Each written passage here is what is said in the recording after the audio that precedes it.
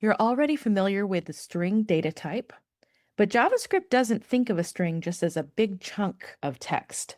It actually is looking at every single character and thinking of a string as a sequence of those characters.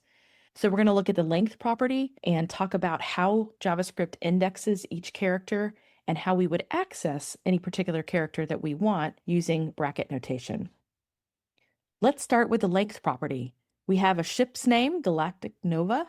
We'd like to store the length of the ship's name in a variable and then log it to the console. So I'll start out with name length and go to the ship name and say dot length. It's a property. It's not a method, so we don't put any parentheses on it. It's just a property. And we should be able to log that and see the length of the string.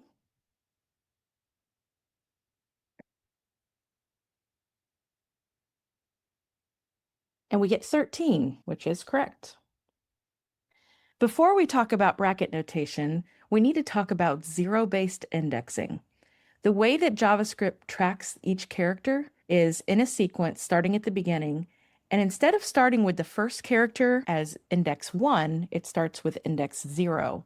This is very important because sometimes you'll say, what is the fifth character? The C right here. It's actually at index 4 because of zero indexing, 0, 1, 2, 3, 4. So we're going to need to keep that in mind, and we're going to explore the relationship between length and indexing. For now, let's look at how we can access something at a specific index. It's called bracket notation, and we can access any character we want by referencing that index. So let's create one for the first letter of the word, and I'm going to go to the variable name, ship name, and then in square brackets, I'm going to put 0 because that's the very first character. We'll log it. And we see G. Okay, let's do another one. Let's do the 10th character. We don't even have to sit here and manually count it because JavaScript is already keeping track for us. So I'll call this 10th letter,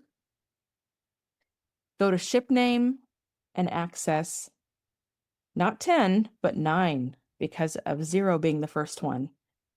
And then we'll log it.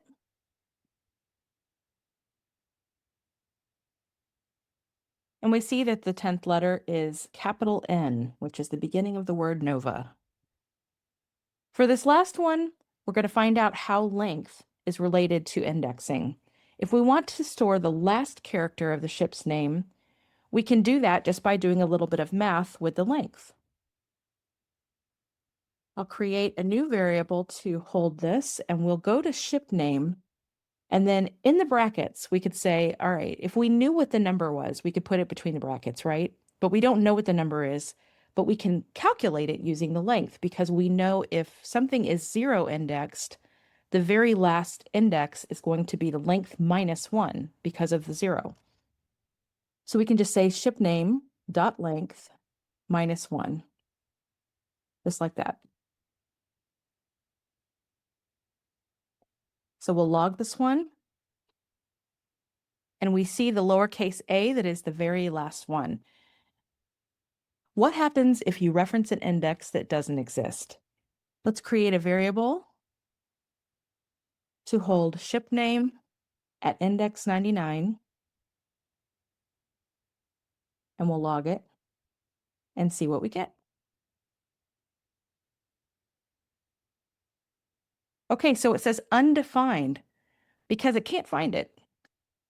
If you have a number that is too high, it's higher than the length minus 1, then it's just going to return undefined because it can't be found.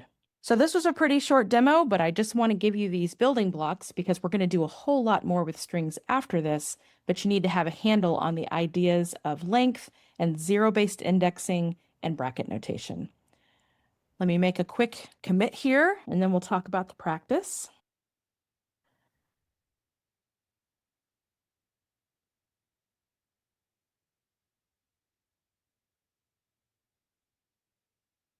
Okay, let's look at the practice. We have several strings here for you to work with, and it'll give you a little bit of practice and help you really understand how this indexing and notation works so that you can get comfortable with it before you move on.